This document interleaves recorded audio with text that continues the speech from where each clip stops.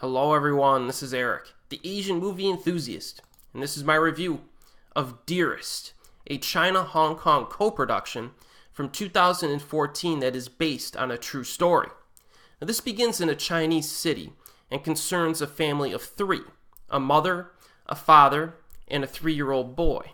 Now you could tell that the relationship between the parents is pretty strained, and you quickly find out that they are, in fact, divorced recently. But in any case, the son is hanging out at his dad's workplace, which looks like an internet cafe of sorts. A scuffle breaks out between some customers, which kind of distracts the father for a bit, and the kid walks outside to play with his friends, but he's abducted by kidnappers.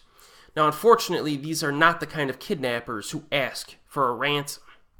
So Dearest is one of those movies that does a very good job from a script writing standpoint. It touches on the psychological effects of the situation.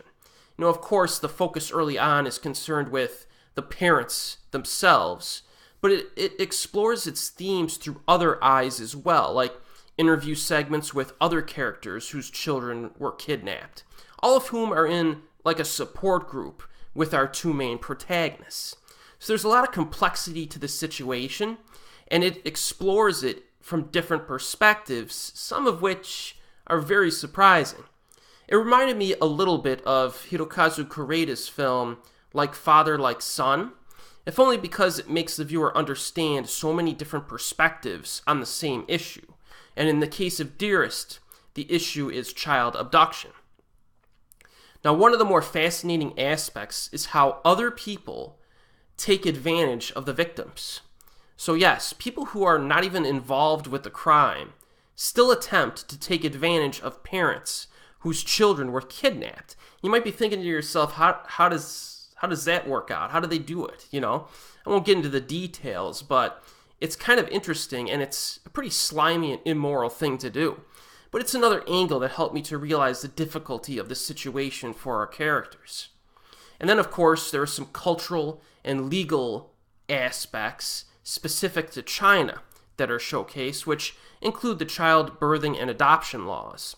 There's a scene during the second half where a couple is attempting to get a birthing permit, and it's one of the most dramatically intense scenes of the entire film. It's really good stuff.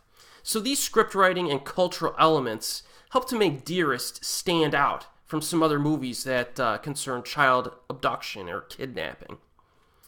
Another thing I really enjoyed was the unpredictability of the plot. It's almost impossible to figure out where the movie is going at times, and this results in some completely unexpected and interesting turns in the story. Some movies kind of get stale during the middle section, but Dearest does not suffer from this problem because it actually gets more interesting as it moves along. Performances are great across the board. The most recognizable face in this cast, at least to international viewers, will be likely Zhao Wei, an incredibly successful actress, director, and businesswoman in real life. In my opinion, her best film and performance is still Green Tea from 2003, which is my favorite romance film of all time. I did a review of it on this channel. But her acting in Dearest is up there with some of her best stuff. This is not a glamorous role at all, and her appearance is very plain and unflattering, but she's really good in this. And if you've noticed, I have not yet mentioned which character Zhao Wei is playing, and there's a reason for that. I think it's important for potential viewers to avoid reading reviews about this movie before going into it, because there's some surprises.